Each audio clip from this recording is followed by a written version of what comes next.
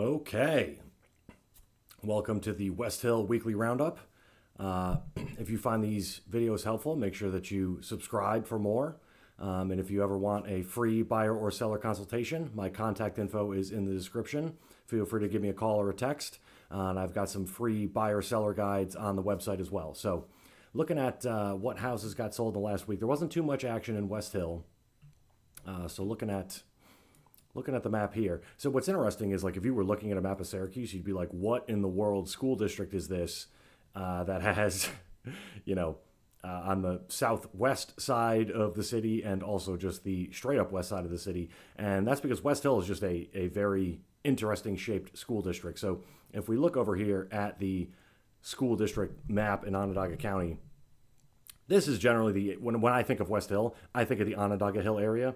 This is generally the area I'm thinking of, and it's got, the beautiful views of the valley, right? So if you are driving on Mackay's or Broad Road or any of these roads and you're looking east, you get really nice views of the valley. So that's kind of what I think of when I think of Westhill. But we do have the Westvale area as well, and it even extends up right, kind of into what is very close to Solvay. So it's just a very interesting shaped district.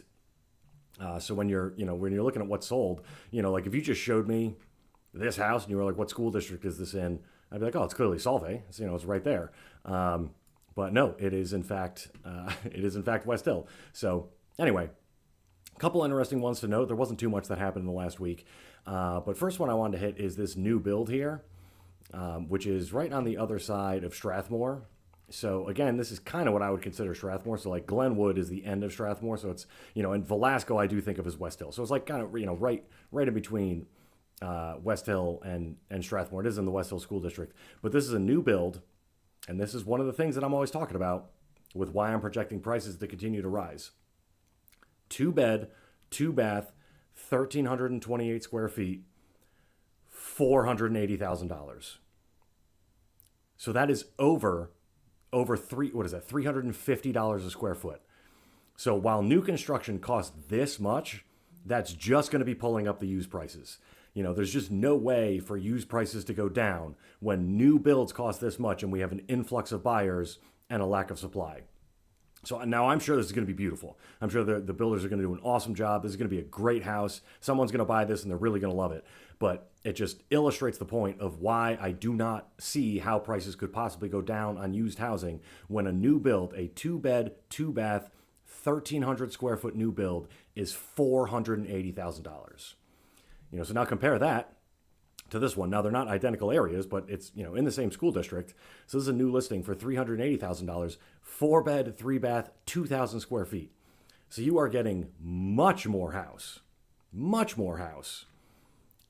for, $100,000 less. So if you really value the new build, then obviously, that's going to be worth something to you. But anyone who, has a need for more than 2 beds and 2 baths, this is going to be a total no-brainer. And this is a beautiful house. And, it's got a fenced-in yard. The lot is awesome. How much space we got here? Built in 1940. That's actually older than I was expecting. I thought this was going to be a newer build than that. But anyway, it's on a half an acre. Let's just click through some of these pictures. So it's a nice updated kitchen. I'm actually... The market in the early 2020s was like, white everything in the kitchen. I kind of like that we've got a little bit of color, a little bit of warmth coming back into the kitchen spaces now. So it's no longer gray floors, white cabinets, black hardware everywhere. They still do that, and it still does look nice in places they do it. But I like, some cherry cabinets, a little bit of color in the countertop. We still got stainless steel appliances. I don't think those are going anywhere anytime soon. And we've got LVP floors that are not just gray. They are, kind of that off brown color. That's a big fridge. Holy smokes. All right, let's just see what else we got in this house here.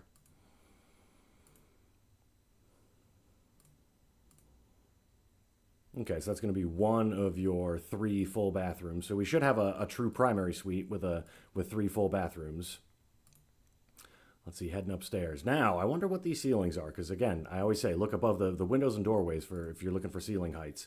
Does look like it's probably a relatively low ceiling. It's probably at least 7 feet still, but not exactly tall ceilings in the second floor. Yeah, here's your primary bathroom. So we've got the tub and the shower. My personal preference, I would rather have like a big giant walk-in shower than a jacuzzi tub with a small shower. That's a personal preference thing, but I just and maybe you use the jacuzzi tub constantly and it's worth it. I just can't imagine using the jacuzzi tub enough to sacrifice having a tiny shower. Like, I be using the shower every day, often multiple times per day. Whereas how often is that jacuzzi tub getting used? So I would rather put my chips on, with a big giant walk-in shower with tons of space, and I could forego the jacuzzi tub if it was me. And let's just see what else we got. So we got carpet everywhere, so that's not exactly modern. Yeah, and that vinyl floor could use an upgrade. But again, this is $100,000 less than that new build. So, ooh, nice basement office area. Very well done. Okay, so that was just one to highlight is the new build for $480, and then we got the existing build, which is much bigger for $100,000 less.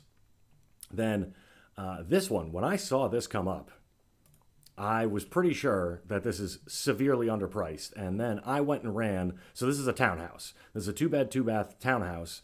So it's this chunk here, and then the other townhouse. So they're connected. This is a shared wall. I was like, man, 220. I feel like these sell, 250 and up. And so I went and I pulled all the sales in the last year, and I was right. So the only 3 that have sold are 250, listed for 265, 259, listed for 259, and then this one's pending for 270. We don't know what it sold for, but presumably it sold, above 250. So the only results in the area are for above 250. So anyone who's looking to buy in Westhill, if you're looking for a townhouse, please give me a call. Let's get this thing locked up because this is severely underpriced. And looking through it, at least based on the pictures, and you can never tell. Don't trust the pictures. Photographers are too good at thetheir job. But based on the pictures, it looks like it's in pretty good condition. So it's not exactly a brand new kitchen. I believe, this is vinyl countertop, and white appliances. It's not exactly brand new, but it's perfectly serviceable. And it's really I like the hardwood floors. It's got the back deck. It appears to be in pretty good condition. So somebody, please call me. Let's get you under contract on this townhouse because this is a extremely good deal, severely underpriced. Okay, then the only other one I wanted to note was this guy here. So there's another one where just based on the picture, so you look at it and think to yourself, what is Greg going to say about this house? Okay, the windows, right? Hopefully we were on the same page there. These windows, don't they look small? Right, man, that second story window, that looks a little goofy. And then looking at the build date, 1942, okay, 3-bed, 1 full, 1 half bath.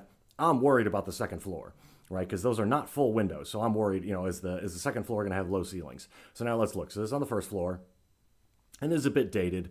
This is painted. It's wood paneling that's been painted, which is fine. It's just not exactly modern. We got hardwood floors. They probably could use a refinish. Have to see them in person to know for sure. And then let's just wait until we get upstairs.